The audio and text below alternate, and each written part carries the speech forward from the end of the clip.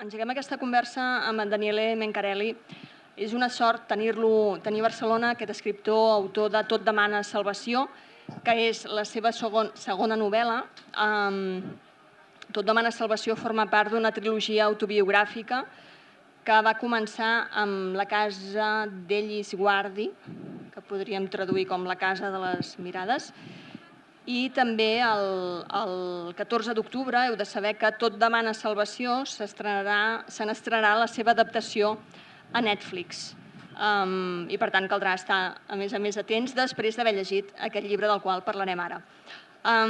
Tot demana salvació és el primer llibre amb el qual es va inaugurar un nou segell, una nova editorial creada per en Miquel Adam, La Segona Perifèria, i em sembla una excel·lent manera d'inaugurar el seu catàleg, que podeu trobar molt a prop d'aquí, una paradeta aquí, a tocar.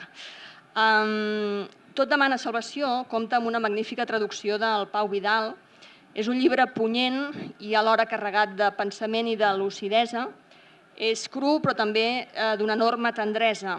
I Daniele Mencarelli, com si girés un mitjó, el que fa en aquest llibre és fer-nos girar la mirada i tots els prejudicis i judicis sumaris que es puguin fer sobre la malaltia mental.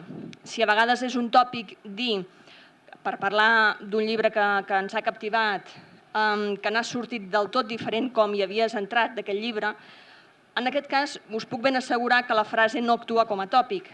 Al final de Tot demana salvació hi arribes amb tot un seguit... Espera, que això cau abans d'hora. I arribes amb tot un seguit de preguntes i regirada d'una manera molt interessant i molt punyent. Arribes al final del llibre pensant què és allò que en diem la bogeria, qui és que realment està a la deriva, qui és el malalt, qui és el metge, quin paper té el sistema i la societat on vivim. Com que el llibre planteja tot aquest seguit, crec, de preguntes i temes molt interessants i de moltíssima actualitat, amb un debat candent com és el de la malaltia mental, el CCCB, en col·laboració amb la Setmana del Llibre, ha volgut convidar Daniele Mencarelli amb nosaltres a poder parlar amb ell a la Setmana del Llibre, i a més és una activitat, heu de saber, complementària a l'exposició que ara mateix hi ha al CCCB, que durarà fins a l'11 de desembre, l'exposició Cervells. Sense més dilació. Bona tarda, Daniele, com estem? Ciao. Benino. Gràcies per ser aquí. El primer que et volia demanar era sobre quan veus clar el moment de posar-te a escriure sobre la teva experiència, diguem-ne en la primera joventut, l'any 94, quan t'internen de manera obligada a 7 dies en un hospital psiquiàtric. Aquest és un llibre barreja d'autobiografia, barreja de ficció, però sí que m'interessava saber com apareix aquest moment, quan veus que estàs a punt per escriure sobre això.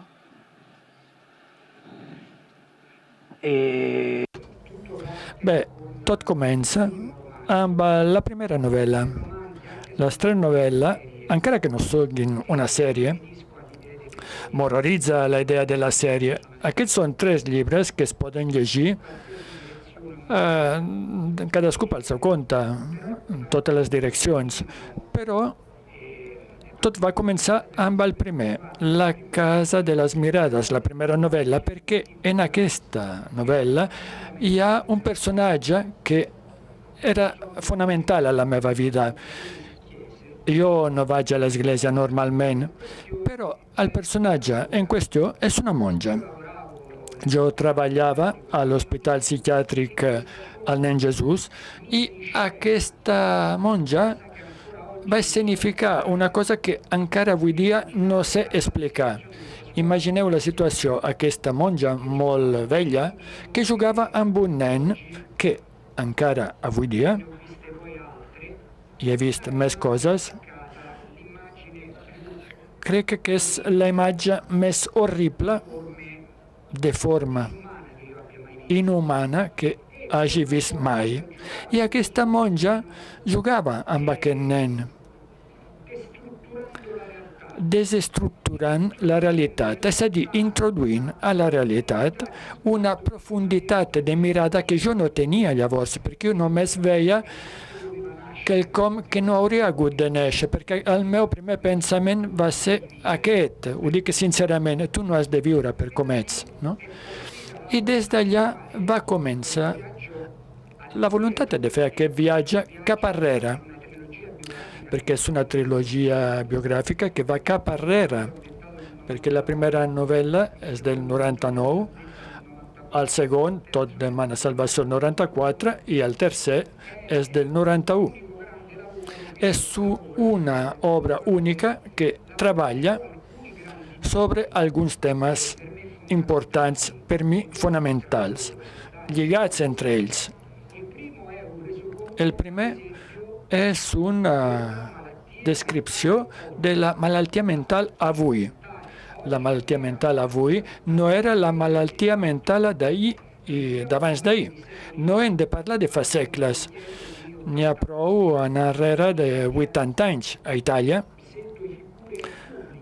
Hi ha dos personatges públics, com un farmacèutic, un carabiners, decidien que una dona era massa lleugera de costums, la enviaven al manicomi per llibertinatge, anaven al manicomi per homosexualitat.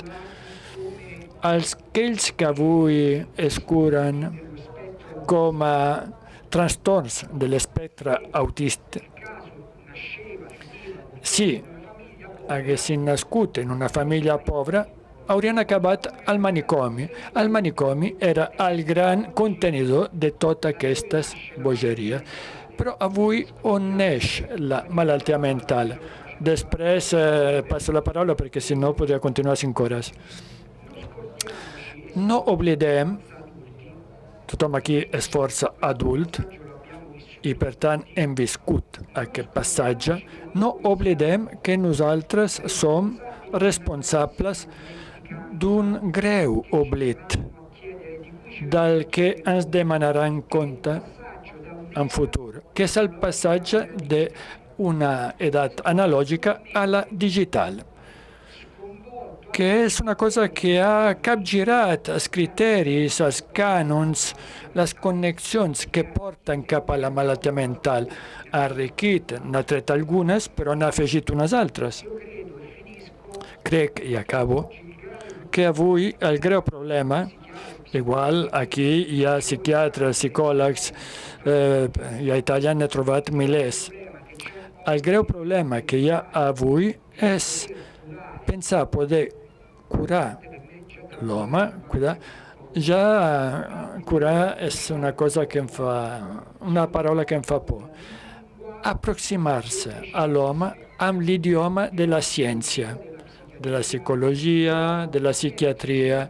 L'home, al llarg del segle XX, ha perdut les altres llengües amb les quals es curava d'una manera diferent, però es curava, perquè jo, fill del segle XX, que va néixer el 1974, que va començar la poesia al 97, amb 23 anys, i vaig tenir una enorme sort que els meus fills poden no tenir avui, i és trobar-me amb llengües que parlaven de mi sense conèixer-me.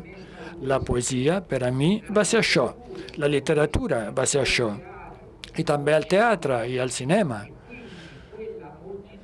Aquella multitud, doncs, d'idiomes, de llengües, que no parten de la idea de voler curar, sinó de compartir. Perquè aquest va ser el meu itinerari. Qui pateix, i jo patiré encara, firmo, qui va tenir problema, qui ha tingut problemes psíquics, qui els té i qui els tindrà, i té potser 15 anys, la primera confusió de la que s'ha de lliurar és que no s'ha inventat res, aquest dolor que sents, aquest malestar, aquesta inquietud, aquestes preguntes, aquests interrogants. Avui dia són molt exclamatius, molt assertius i poc interrogatius. Però tots aquests temes no els has inventat. A l'home sempre li ha fet por la mort al temps. L'home sempre ha desitjat protegir el que estima. Sempre ha sentit la manca, en alguns moments, que l'ocupa totalment, com deia i diu un gran poeta italià que és Mario Luzzi. Totes aquestes llengües, tots aquests idiomes, els hem dispersat. I jo crec, i n'estic força segur, que en un únic idioma l'home no es pot curar. Jo parlo de la meva experiència d'home, autor, pacient. Jo, només amb un idioma, estaria mort. No mort intel·lectualment, no mort artísticament, mort biològicament. Una mà de temes i de preguntes que ja no sé si fer, però sí, és a dir, perquè has obert molts temes molt interessants. Amb el que comentaves ara m'has fet pensar directament en una frase que un personatge molt lluminós que surt a la novel·la Tot demana salvació, el Mario, hi ha un moment, és a dir, la novel·la també perquè ho entengueu, apareix un Daniele internat en un centre psiquiàtric amb altres quatre persones en situacions mentals molt diverses. I una és en Mario, que ha tingut un brot psicòtic i que pel que ha fet a la vida podríem entendre que és algú violent del qual cal fugir. I al llarg de la novel·la veiem com en Mario té enormes lucideses, diu frases enormement sàvies, i una d'aquesta va molt en la línia del que ara comentaves, Daniele, que és aquesta idea de el concepte de trastorn mental s'està ampliant. Avui dia hi ha com una dèria de considerar trastorns coses que fins ahir no eren més que simples característiques de la persona, quan no virtuts fins i tot. Preparant la conversa, he llegit un reportatge que vas fer al Corriere della Sera i tu alertaves de la patologització creixent de la societat. És a dir, a tot li posem nom, i a tot li posem, l'anomenem malaltia i no sé si alhora això fa que tot ho estigmatitzem, lluny de solucionar-ho. Faccio una premissa bàsica. No em permetria parlar com metge. He tingut uns períodes en què algunes molècules de psicofàrmacs van ser fonamentals per donar-me la capacitat per sortir d'algunes impasses. Per tant, no hi ha res, diguem-ne, d'alternatiu en mi. Tanmateix, tu has esmentat aquest capgirament que passa en els llocs on s'entra a contacte amb el trastorn mental. Per una banda hi ha la institució pública. La sort que existeix la pública. Explicar a Netflix que hi ha una institució pública és complicat. Cal defensar-la. Però, clarament, un metge d'una secció de psiquiatria d'una institució pública que treballa 10 hores per dia i que té un pacient per una setmana de cura sanitària obligatòria, i cito un psiquiatre, es troba a actuar com un farmacèutic, intentant endevinar la molècula correcta per evitar els problemes més aguts, fer sortir del moment més crític la persona que no coneix. Jo no culpo, per tant, la psiquiatria. Hi ha un conjunt de culpes, però per mi en aquella setmana va haver-hi una inversió absoluta del qui cura què, perquè els metges, per cansament, sovint per superficialitat, perquè, per exemple, en una secció psiquiàtrica a Itàlia l'acrònim è SPDC, Servei Psiquiàtric de Diagnòstic i Cura. Un home, i cada persona té una resistència, uns temps de resistència, no pot treballar 12 anys en un departament així, perquè encara que fos l'home més bo del món, esgota els seus recursos psíquics i físics. i és ell que emmalalteix. Jo vaig trobar 2 metges incapaços d'establir cap contacte. Totalment incapaços. Perquè probablement anaven mancats, els havien desposseïts dels seus recursos humans i psicològics. Per l'altra banda, hi havia 5 pacients, entre els quals Mario, que era un mestre de primària, que havien acomiadat per malaltia mental, uns pacients que em van posar en condició de fer la més gran revolució de la meva vida. Jo, fins llavors, l'any 1994, havia compartit el que sóc encara avui, aquell etern llindar, desllindar d'home que s'interroga i home que viu una patologia. Jo visc en aquesta línia, en aquesta frontera. Hi ha moments en què els interrogants se'm mengen. Estic eternament en la frontera, en el límit entre els 2 territoris. Mario, amb la seva generositat, em va fer descobrir, em va ajudar a descobrir que en el món hi ha unes persones, existeixen persones disposades a parlar d'aquests temes. Per mi això va ser una revolució copernicana perquè jo, amb 20 anys, ja havia descobert parcialment la poesia i parlava d'aquests temes. I ho vaig escriure a la novel·la posterior amb la naturalesa, els animals, els meus familiars i poetes que havien mort abans que jo nasqués. Els meus germans de dolor, abans de Mario, eren aquests. Mario va ser un home que em va dir: però tu va ser la primera persona a la que vaig fer llegir un poema després de ma mare. I d'aquí va néixer aquesta sobreposició perillosa. Ell va començar a sobreposar-me i jo he continuat fent-ho al llarg de tota la meva vida i ho faré fins a la mort, sobreposar el pla de la vida i el pla de la literatura, perquè els 2 plans constantment es sobreposen. Qui narra una literatura sense humanitat no interessa a ningú, perquè si è de distreure'm i prou, tinc formes de distreure'm que em cansen menys. Miro Netflix, jugo a la PlayStation, quieto, immòbil, he dit una paraulota, perdoneu. Llegir és cansat, exigeix. Jo construeixo una part de relació que acabeu vosaltres. I no sé quin dels dos treballs és més cansat.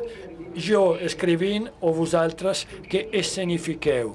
Perquè jo he escrit, sí, però després, paraula a paraula, pàgina a pàgina, qui escenifica tot el llibre sou vosaltres.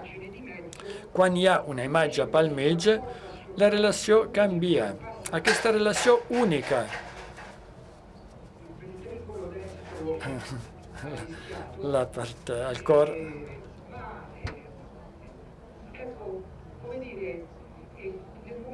En el moment en què, a partir del 900, arriba la fotografia, entren altres formes artístiques extraordinàries, però són totes formes que suggereixen la imatge, mentre que la literatura us demana que escenifiqueu, i aquesta és la primacia que no ens trobarem mai, i això utilitzo el plural perquè parlo amb una escriptora.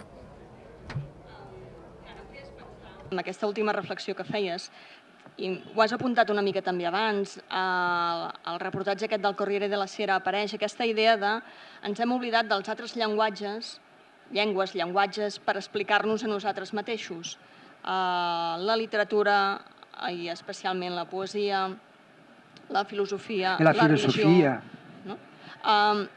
Clar, hi ha tot això i llavors hi ha aquest pensament d'en Mario, que li deies mestre, i hi ha una cosa que transforma el llibre, penso, que és el viatge al capdavall que fa el mateix Daniele perquè canvia la seva mirada sobre els altres, per començar, i això canvia la seva mirada sobre ell.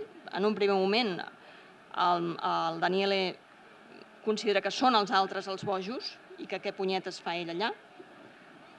I després hi ha una norma de poder de transformació, diria jo, que és la fraternitat, que neix entre tots ells, que és com una espècie de fraternitat de supervivència.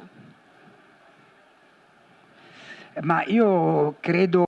Jo crec, ricordo un gran drammaturg, storic de l'art, poeta del segle XX, che és Giovanni Testori, che deia els hospitals són els últims centres culturals que han quedat a la Terra, si més no a Occident. Per què? Perquè allí les preguntes que aquí, encara que sigui una fira de llibre, una mica més enllà, als hospitals totes les preguntes que al segle XX ens ha tret de la nostra vista, als hospitals tornen de forma molt forta, perquè si tu tens el caos en ti mateix, algunes coses no són teòriques i abstractes, sinó que són molt vives. El tema del res, del no-res, del tot i el no-res, ja no és una reflexió teòrica entre persones que juguen a fer els intel·lectuals, sinó que esdevé l'interrogant entre dos pares que tenen els seus fills dins d'un hospital pediàtric. És a dir, es modifica completament, radicalment, l'horitzó. El gran problema d'Occident és que encara que hi hagi coses com les que passen a 3 hores d'aquí, són molt bons en remoure, en eliminar els conflictes i vehicular-nos en l'idioma dels consums. I cap altre. Perquè tots els altres idiomes, paradoxalment, tendeixen avui a ser subversives respecte a l'idioma dominant del consum. Subversiva e versiva. Perché? Perché ricordano che tu ets alguna altra cosa, alguna cosa més, i que aquesta cosa differente no forçosament és malalt.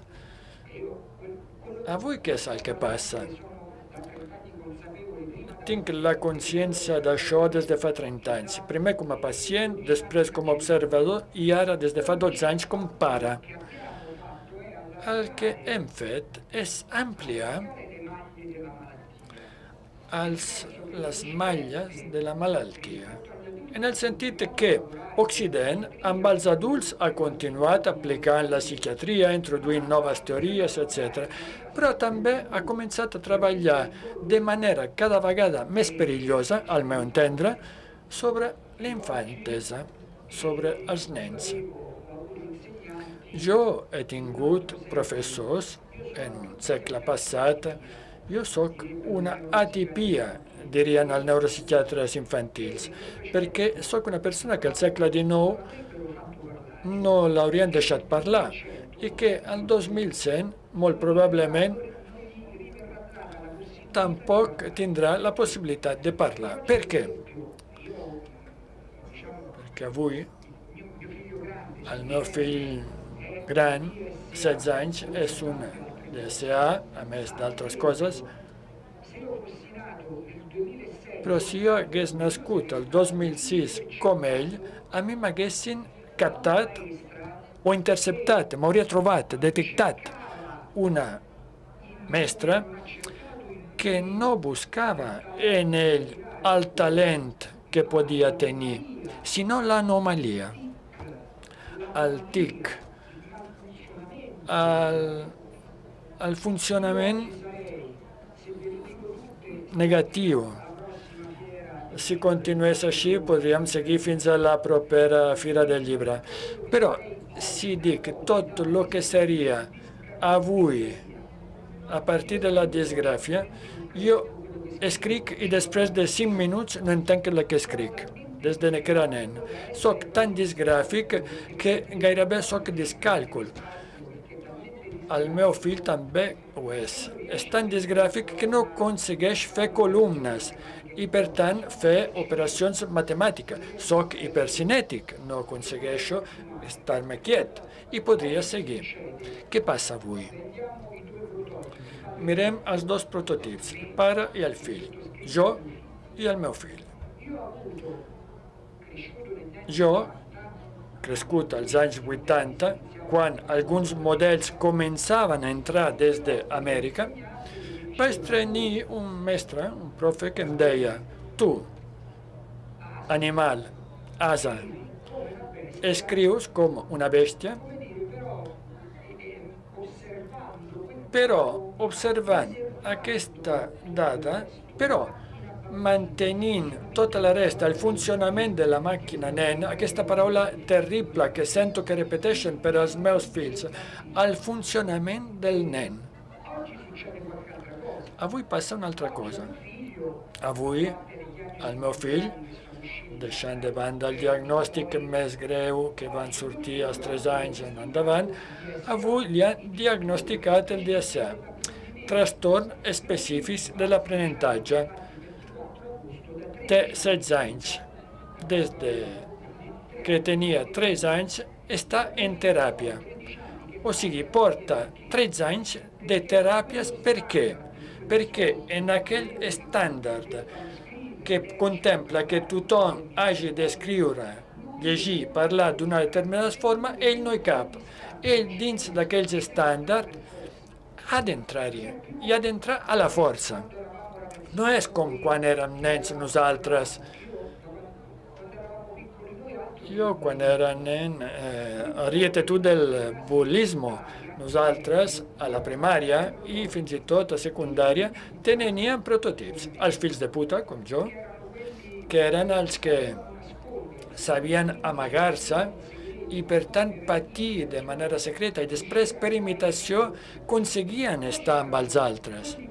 Després hi havia aquells que si anaven a jugar a futbol no sabien ni agafar la pilota. I eren els que en canvi eren uns genis als escacs, jugant a escacs. O bé trobaven la seva disciplina compensatòria, que és una paraula que està molt de moda.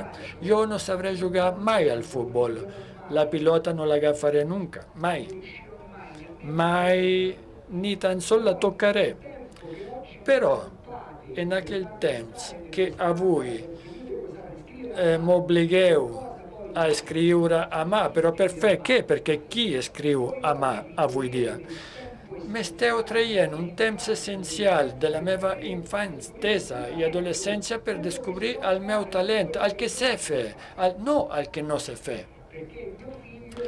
Perquè el meu fill, en totes aquestes hores de teràpia, des dels 3 anys fins ara, les millores en moltes coses, nosaltres ja fem broma amb la meva dona, no les hem vist, però sabem que des dels 3 anys fins avui, si sumem les hores que li hem tret,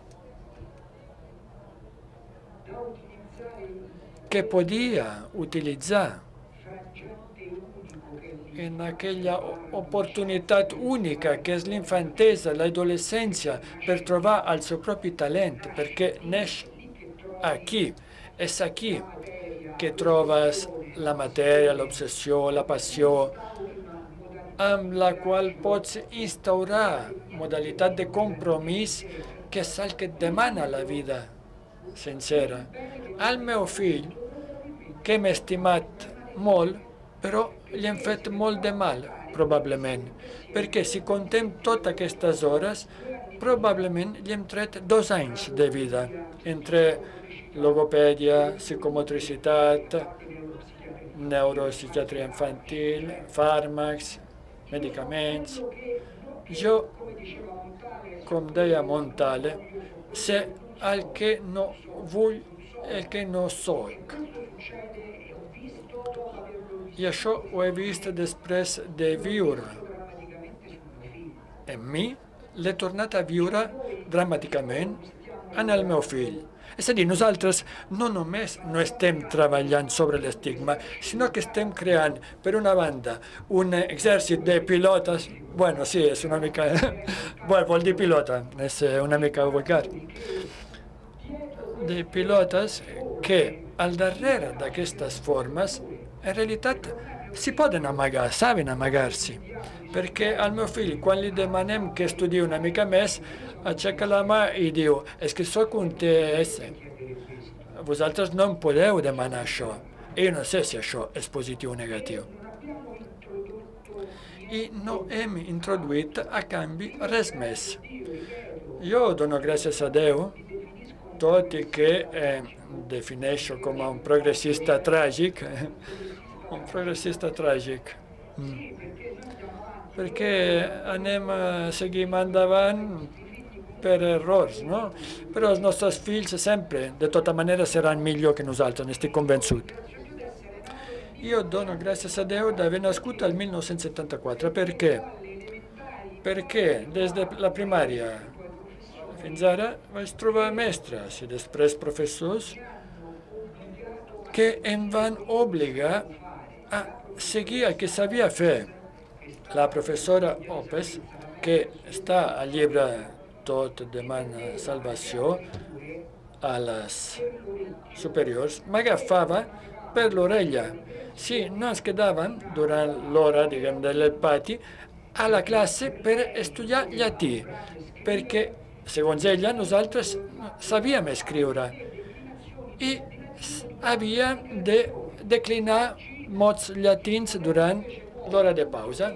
Avui, en canvi, el model vol que es detecti l'anomalia en els llocs del coneixement on hi ha els nens.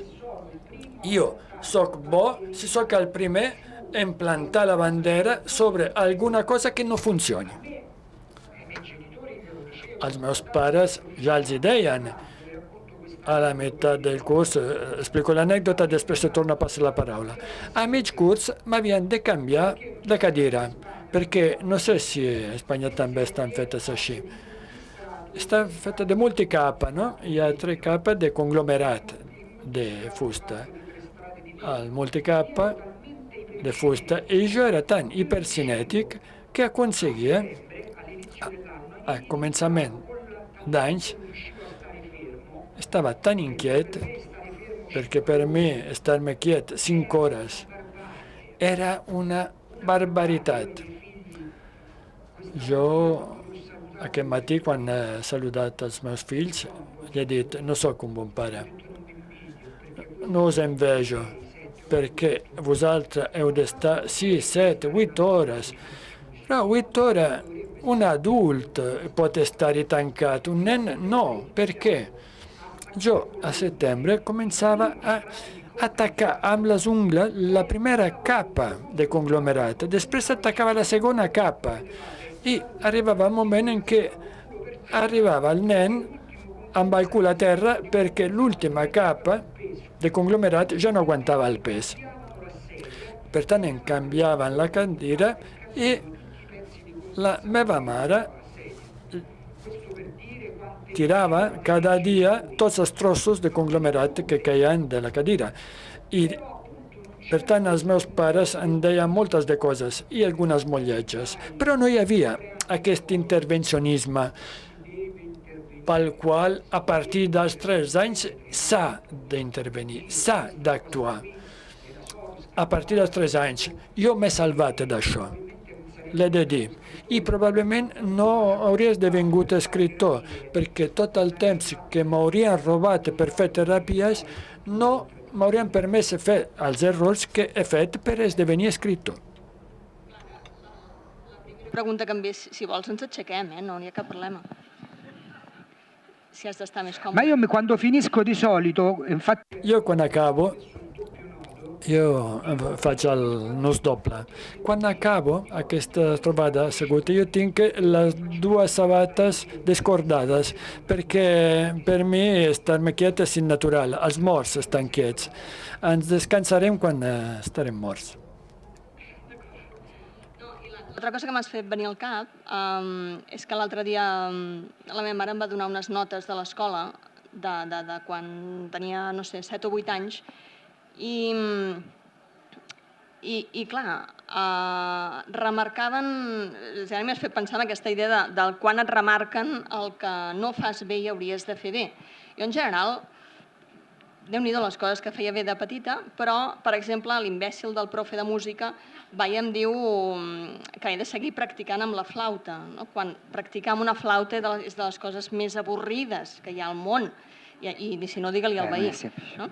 Això una. I després, hi ha hagut un moment que parlaves de la idea estàndard, no? També hem de parlar d'una determinada manera, i això m'ha fet pensar en els personatges com parlen a Tot demana salvació.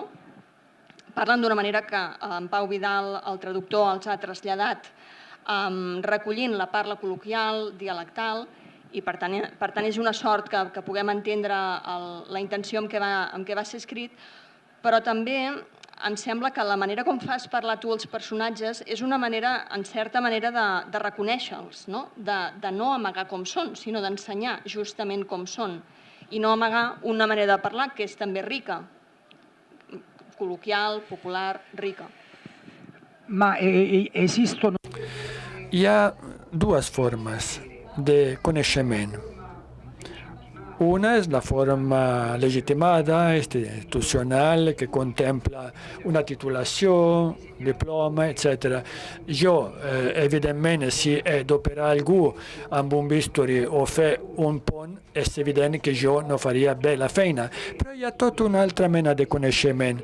Jo l'he escrit això en poesia. Existeix un coneixement que és el que precipita en la vida de les persones sense que les persones ho vulguin. Si durant 30 anys tu estàs en un medi determinat, tu no coneixes el que sap un metge, no permetria mai sostituir-me, però tampoc li permetto al metge que digui tu no saps res d'això. Perquè si comencem a parlar del món de les molècules, dels psicofàrmacs, de les patologies psiquiàtriques i tot això, jo puc dir, escolta, jo fa 30 anys soc algú que viu en aquest món i per tant tinc un coneixement, en tinc un coneixement. En el món predomina, i em sembla bé, el coneixement institucional. També quan jo era petit, aquesta realitat ha començat a pujar. Franco Basaglia és de 1978. Ahir va començar aquesta transformació cultural.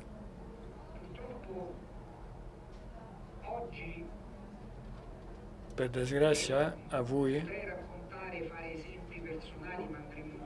podria fer exemples personals, però que ens portarien massa lluny. Avui hi ha una curiosa satisfacció. No vull generalitzar sobre el món dels educadors, perquè en conec meravellosos, de psiquiatres també, fantàstics, no? Però per part de qui està en contacte amb la infantesa, amb els nens, hi ha com una certa satisfacció a l'hora de dir soc el primer que s'ha adonat d'aquesta dada. Jo, durant tota la meva vida d'alumne, era el clàssic nen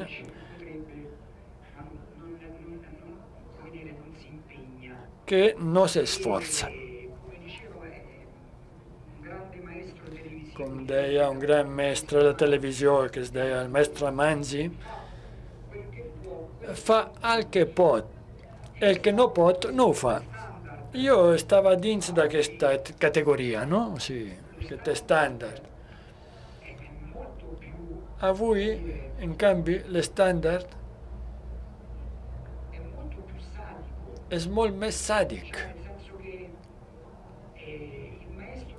Perquè el mestre d'educació física, gimnàsia, potser sí, les assignatures més importants, o bé també jo tenia un mestre de música que volia molt d'esforç i compromís, no? Però després, algú que no en sabia d'esport físicament, quedava com un nen que formava part d'un espai no dit entre ell, el profe, ell, els altres, i podia conviure amb aquest no saber i no saber fer. Avui és molt més complicat això. Jo tinc una filla que va a secundària, que segons ells té dificultats de coordinació i no pot passar bé la pilota jugant a voleibol, i per ells és un problema. És un problema que cal definir com a problema que exigeix una actuació i una resolució. I això passa en tot. I al meu entendre és simplement terrible.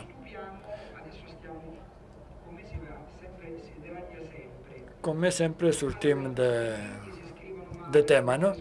Els nostres fills, si escriuen malament, si no saben jugar a la pilota, si no són bons en matemàtiques, tenen anormalitats, atipies, que exigeixen una intervenció. Però, per exemple, tinc una filla molt típica respecte al primer, que és atípic. Tinc una primera filla totalment típica. I de la primera filla meva, così com molts dels vostres primers fills o nebots, ningú diu que una nena de gairebé 12 anys és capaç d'anar a l'escola, tornar a casa a l'hora de dinar, tancar-se a la seva habitació i aconseguir viure tot el seu món de relacions, aprenentatge, coneixement, distracció, divertiment, tot a la seva habitació. Això ningú s'hi fixa, que una noia es confia a un mitjà de mediació i intermediació respecte a la realitat, perquè no és la realitat aquella, no? Si em doneu la gravació d'aquesta trobada i algú que fa un muntatge, jo també soc periodista. Jo puc construir d'aquesta trobada 10 versions diferents. Això no és una realitat, és una narració. Qui explica als nostres fills que allí ells absorbeixen narracions de realitats que no són realitat, que s'autoaparquen en la seva habitació durant tota la tarda, però d'això no en diem res, perquè en el fons ja ens convé. Perquè així no tenim ni el problema de trobar una cangur, perquè a partir dels 10 anys doncs això s'autoaparquen, perquè tenen les eines que els permet ser autònoms, entre cometes. A mi em fa molta més por. Parlo sempre dels meus fills. Llegireu de tard o d'hora al diari Padre matat pels fills. No? Si ho tornem al marc de la nostra vida, veiem que era molt més anormal el que no sabia donar-li un cop de peu a la pilota, però després si jugava als escacs era un campió. Jo en conec molts. Algú que no deixava mai la universitat i ara porta 30-35 anys de profe, de catedràtic, no? Però entre nosaltres, el que sabia jugar a pilota, que sabia escriure amb una bona lletra, que al gust de la realitat per a nosaltres era fonamental. L'olor, la carnalitat de la realitat era important.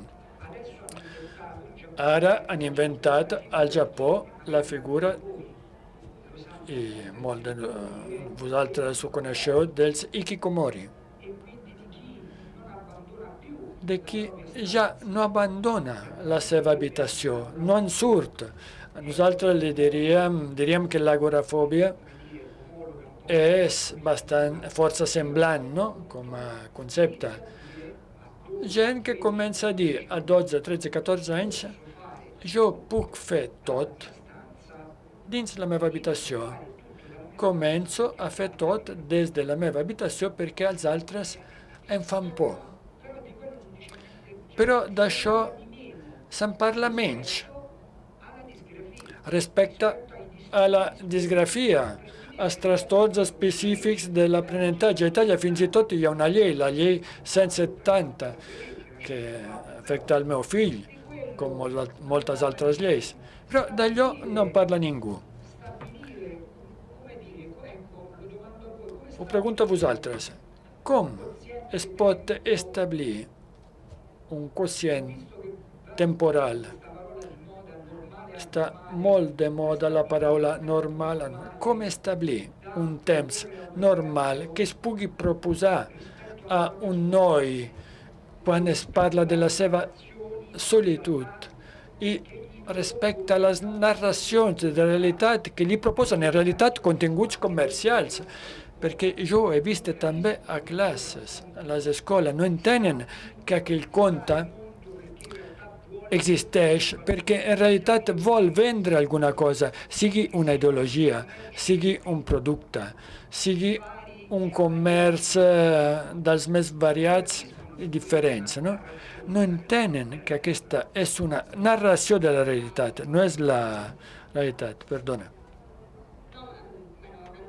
És un clàssic, hi ha un moment que les coses s'acaben, però en tot el que ara comentaves sí que em feies pensar que en certa manera fins i tot tinc la impressió que retrates un present que en aquest reportatge, si podeu recuperar-lo del Corriere della Sera, molt interessant, al voltant del present de les drogues, de la malaltia mental, però hi esmentes diverses qüestions com drogues, la immigració, els problemes amb què un immigrant es pot trobar més fàcilment amb problemes mentals justament per tota l'odissea que ha passat, però sí que em feies pensar que en certa manera has fet un salt a partir de la novel·la parlant d'un món al d'ara que ens fa, entenc, més fràgils i més febles davant la malaltia mental. Ho dic per la insistència amb la qüestió de com s'atén des de tan menuts allò que surt del normal, allò que surt de la diferència. No sé si potser ens hauríem d'ocupar en admetre més la diferència i no tant en identificar o assenyalar allò que quan salta l'automàtic. Ma c'è una schizofrenia. Hi ha una esquizofrènia actualment terrible. No sé com definir-la altrament.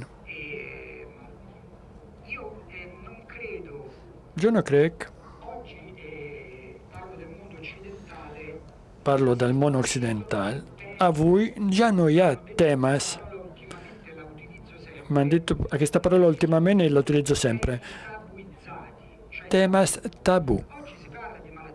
Avui es parla de malaltia mental, de sexualitat, es parla de tot el món que forma part de la naturalesa humana. El problema és la complexitat del parlar-ne. In Italia, però crec que aquí també, hi ha com una cursa televisiva per part dels VIP dient soc bipolar, he tingut una depressió, soc borderline, he tingut una dependència, etc. Però és mostrar alguna cosa per aprofitar-se'n dins d'una òptica comercial. És a dir, utilitzo també aquesta esfera enorme. Als Estats Units fins i tot la caritat és un model comercial. Jo faig, diguem-ne, caritat perquè això em permet guanyar més diners. O sigui, el problema no és el quant, sinó el com. L'article del Corriere della Sera, per exemple, deia dues coses. Una la vaig experimentar a la meva pell i l'altra és el tema de l'emigració. No sé si aquí hi ha psiquiatres, biologistes, però diguem-ne que avui l'escola biologista ha descobert l'ou de Colom. L'home és l'experiència que viu a un nivell concretament biològic. Per tant, al migrant clandestí que atravessa un desert. Jo en vaig conèixer un que havia embogit, perquè ell està convençut que havia mort amb el germà al mig del desert. Per a molts, travessar el mar és com un passeig després del desert. Us asseguro, jo he estat en comunitat reservada per a migrants. I l'escola biologista, ho sento, si hi ha psiquiatres, han descobert l'ou de colom, que aquells migrants a nivell cerebral orgànic tenen com una ferida, un tall. Viuen unes descàrregues d'adrenalina, de cortisol, de diversos neurotransmissors, unes descàrregues que per al nostre cervell són experiències orgàniques. L'experiència és com el que ha estat en un lager, en un gulag.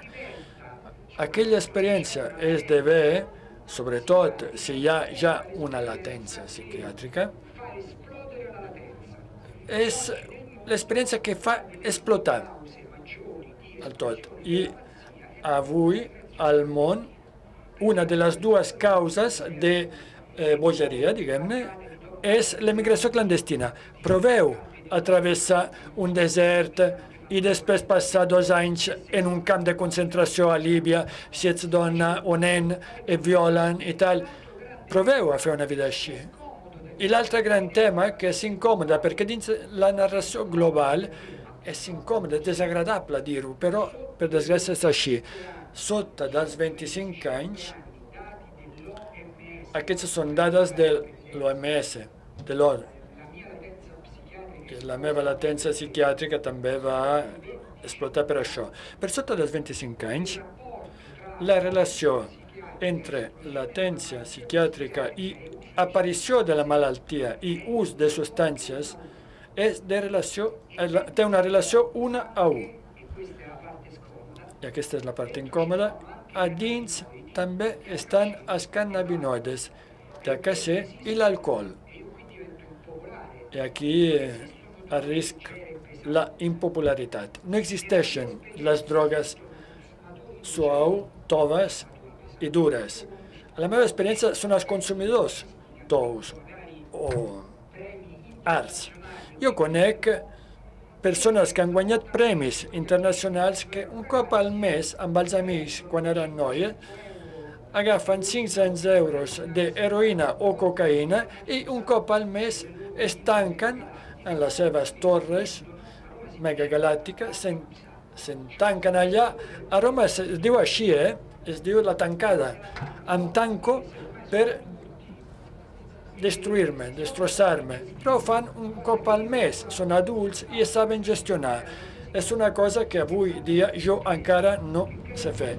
Sí, jo sóc molt sensible a la dependència, no tinc ni xarxes socials. Existeix aquesta mena de consumidor burgès, que si hagués de demanar una substància determinada, té sempre el pare o la mare que l'enviarà a una clínica. Després hi ha un consum que comença a 12 a 13 anys. Si un noi de 13 anys consumeix 10 grams de haixix al dia, aquest consum és poc o molt.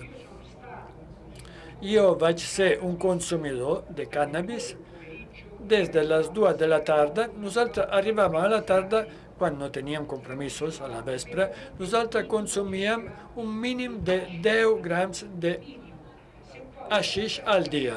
Si després hi havia la nit, doncs es consumia més, no? I aquest és un consum lleuger o dur. Jo he conegut centenars de nois que han fos els ploms per el THC, perquè aquesta és una substància, diguem-ne, tova, lleugera, si es consumeix d'una manera conscient. autogestionada, però si tens 14 anys i has viscut a la perifèria i no tens res a fer a la vida i tens com a objectiu la teva manada social i la teva manada fuma mínima aquesta quantitat, qui té un problema psiquiàtric que té el germe genètic de la malaltia psiquiàtrica, serà aquest que embogirà. Jo, al meu grup de nois que ara ja tenen 50 anys gairebé, hi ha les dues categories, les dues tipologies. La primera tipologia, que consumia cocaïna, alcohol, i que qui ha tingut dependència està a la presó o s'ha mort. Perquè no ha tingut la sort de tenir l'escriptura com jo. I els altres que han continuat amb aquesta vida de consumidors, però ja com a burgesos. És a dir, jo faig la meva vida amb la meva feina de 8 hores, que em dona 700 euros al mes, però em crec que encara soc jove i quan arriba el dissabte a la nit com a consumidor burgès amb els amics de 50 anys, no agafo els 500 euros com a rics, però uns 200 euros entre tots els amics i pillo, com diuen a Roma, 4 o 5 ratlles de coca i encara tindré la possibilitat d'explicar-me amb els altres de com eren guapos als anys 90 sense adonar-me que visc en una repetició temporal. Paradoxalment dic millor qui ha desenvolupat aquesta dependència, perquè qui ho ha fet ha pensat o moro o en surto.